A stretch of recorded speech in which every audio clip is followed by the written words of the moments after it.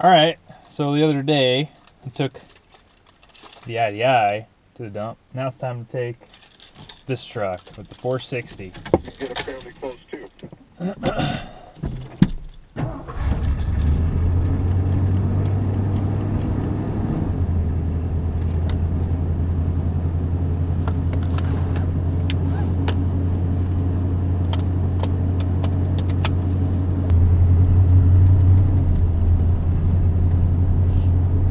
Got a little bit of a stutter when it's cold. It's like the choke isn't set quite right on this thing.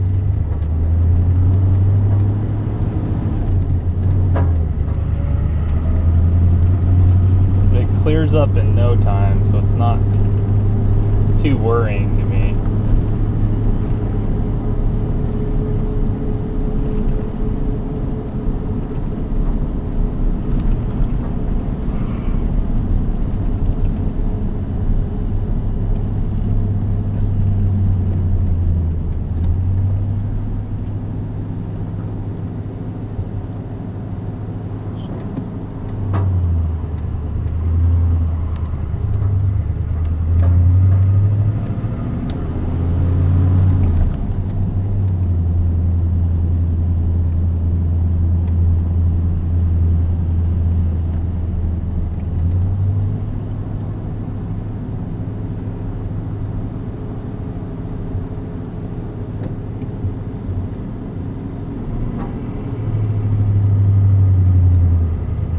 This thing's clutch is so much smoother.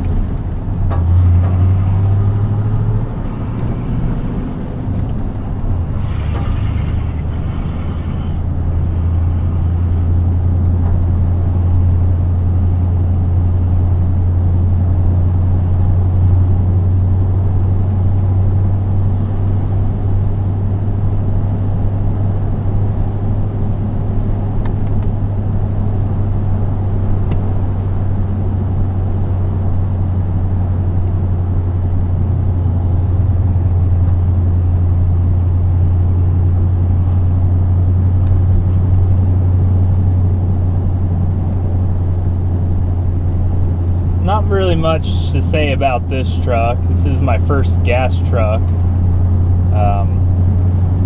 first carb truck, so it's kind of a fun learning curve, you know.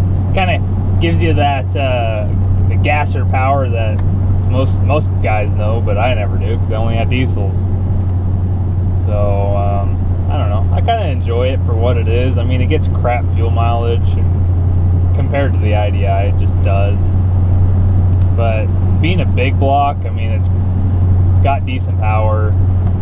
You don't have to rev it out for power too much. I mean, a little bit more than you would the IDI, but not like a small block. But it drives good. Starts every time, that's nice. Batteries are cheaper, only takes one.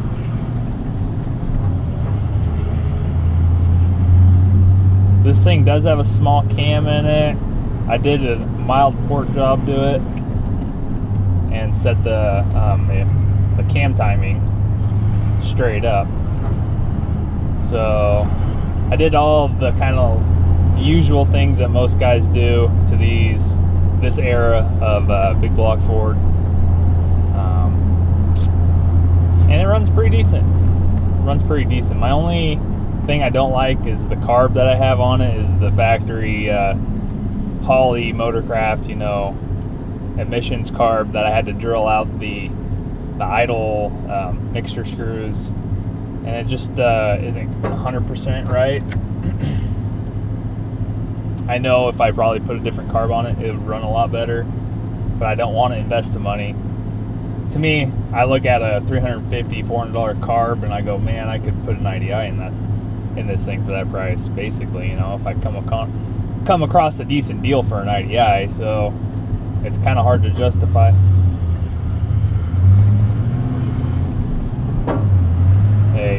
Kind of hard to justify a carb when I could just put an IDI, make this thing a diesel, which is what I want to do with it anyways.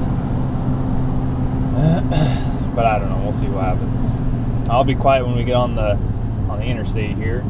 Same drive as I took before in that IDI. thing has 410 gears, I'm pretty sure. Not 100% sure.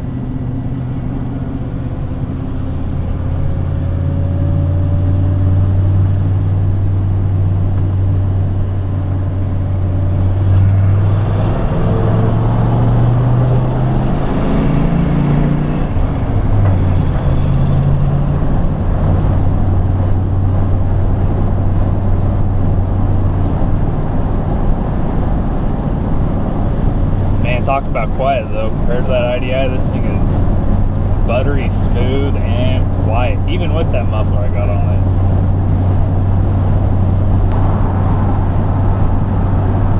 Now I do have a loose belt, and I don't know, I don't have a tack on this thing, so I don't know how much it's revved out right now, but one of my belts slips at higher RPMs, higher being, I'd say 3,500 plus RPMs. You probably heard it if you'd go back and listen to when I first got on the interstate right there. Kind of started doing it, and it gets worse as RPMs go higher. But really, it's kind of like my indication to shift anyways, because this thing really just doesn't make that much power up top, so there's no real point in revving it past 4 grand, 4,500. I think the fastest I've ever gone on this thing is about 70 in third gear, whatever that works out to be, with 410s and 235 tires.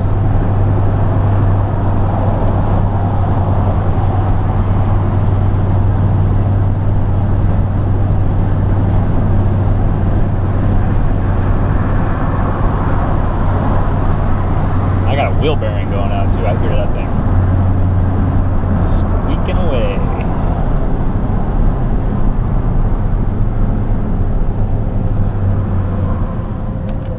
Nice thing about this thing is you can lug it down pretty decent.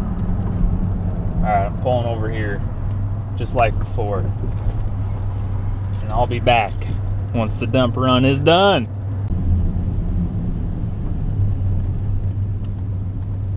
I'm gonna hit her in first gear, just like I did the IDI. You'll hear the belt squeaking here in a sec. At least you'll see the speedo this time, right?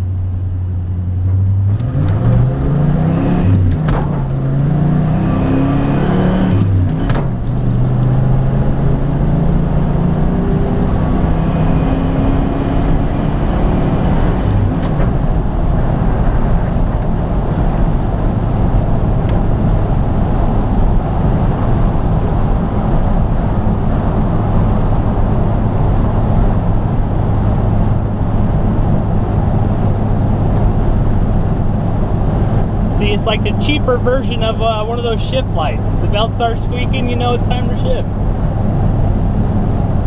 Man, I tell you, these T19s and the clutch setups these Fords have, they are not conducive to power shift and shifting fast. That is painfully obvious when you're trying to do that.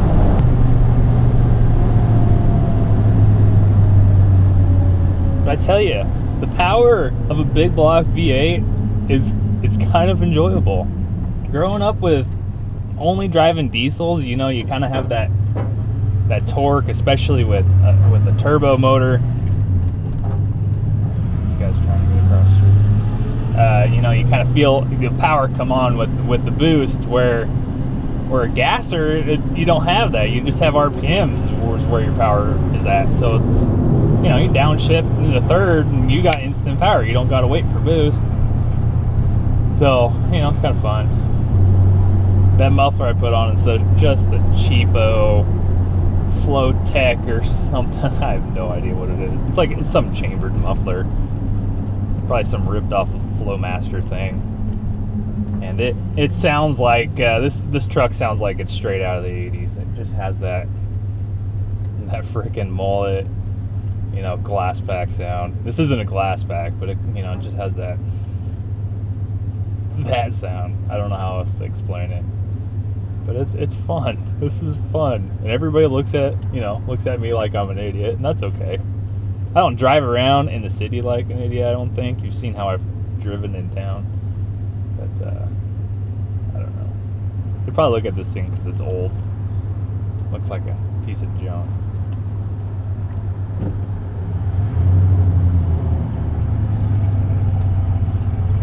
Starting second gear is so much nicer. This clutch does not chatter like my other one.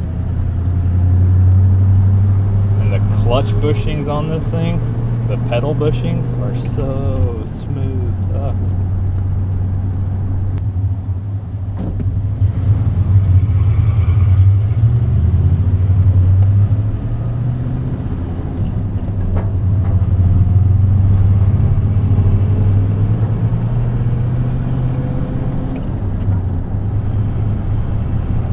Going up a little bit of a hill here.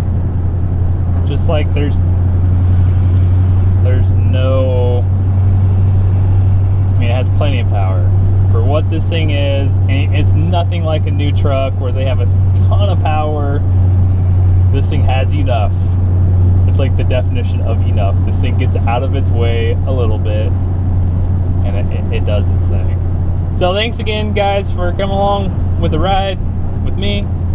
Like and subscribe. I need over 1,000 subscribers so I can get monetized again, because that's the whole point of these videos, is to make a little bit of money, just to make some things justified. So like and subscribe, comment,